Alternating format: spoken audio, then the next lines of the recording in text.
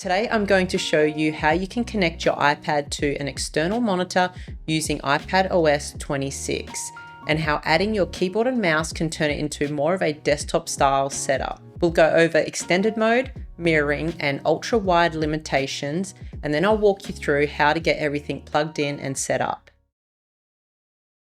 When you connect your iPad to a monitor, it can work in two different ways depending on your iPad model. Mirror mode means the monitor shows the exact same thing as your iPad. No extra space, just a bigger version of what's on your iPad screen.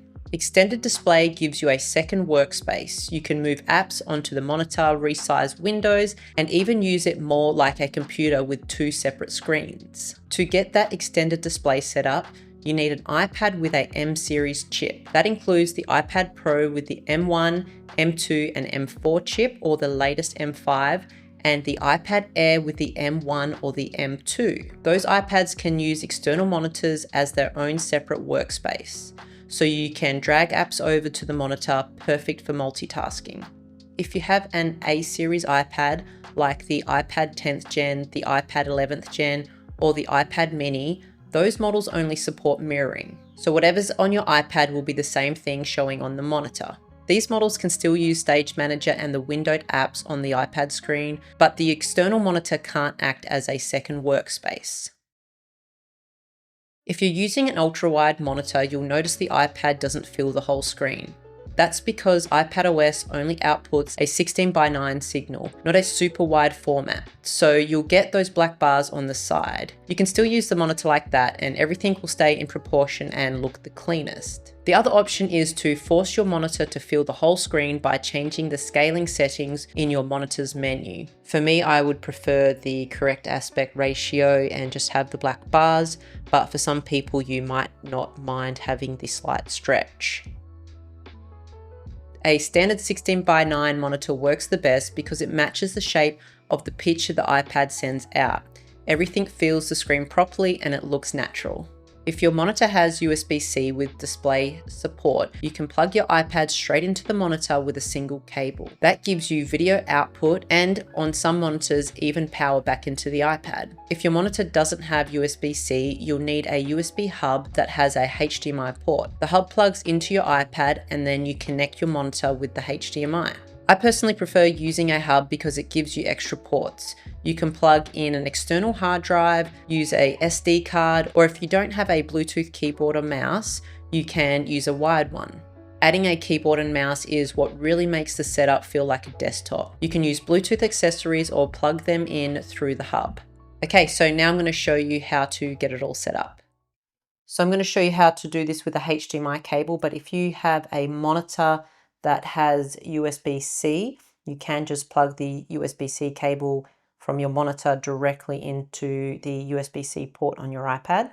But if you don't have that, you can use a HDMI cable. So I have this one here plugged into the back of this computer. So then I have a USB-C hub and we'll plug this into the iPad and then we'll plug the HDMI cable from the monitor into the hub. And you can also see this hub has an SD card reader, so you can use that.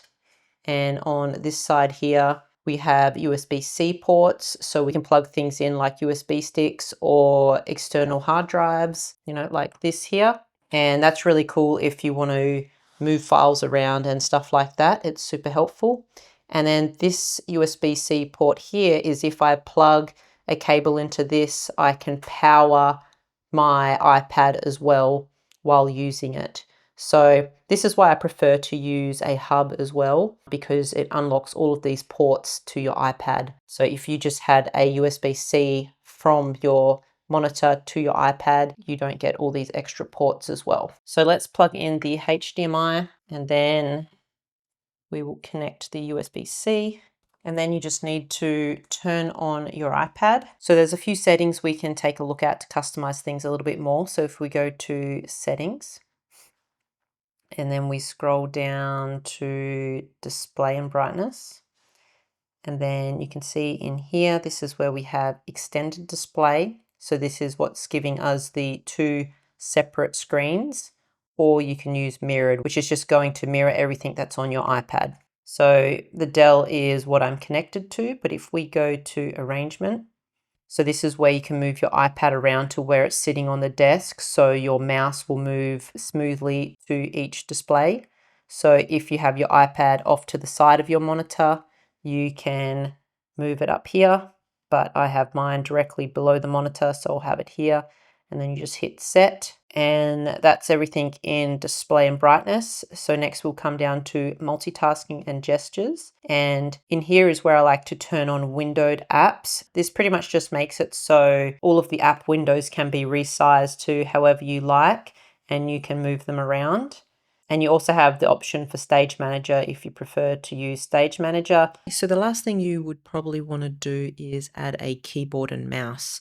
I like to use my Bluetooth keyboard and mouse, but you can also use a wired one and plug the cables into your USB hub. But for a Bluetooth keyboard, all you need to do is go to your iPad settings and then go down to Bluetooth, and then you need to put your keyboard into pairing mode. So on my Logitech keyboard, I just have to press and hold one of these 3 numbers, and then the light will start to flash, and then it's in pairing mode, and then my iPad can pick it up in the device list. And then it's just the same for the mouse. I just put the mouse into pairing mode and find it in the Bluetooth list and then connect it. And that's how you set up an iPad with an external monitor using iPadOS 26. M-series iPads get the full extended desktop experience, and A-series models get mirroring. Thanks to the new windowed mode, the iPad is starting to feel a lot more like a computer if you want to use it that way. Multitasking is easier, managing apps on a second display feels more natural, and the whole setup is just more flexible than it used to be. So with the right monitor and USB-C hub, this is a clean and easy way to build a desktop-style workspace with an iPad. But what do you think? Could you use your iPad as a full desktop replacement? For me personally, there's still a place for both my iPad and my Mac. For my actual day-to-day work, I prefer using my Mac, and for simpler tasks, I like to use my iPad. Anyways, that's it for this video. I hope you found it helpful, and if you did, make sure you hit that like button and subscribe to my channel, and I'll see you in the next video. Thanks for watching.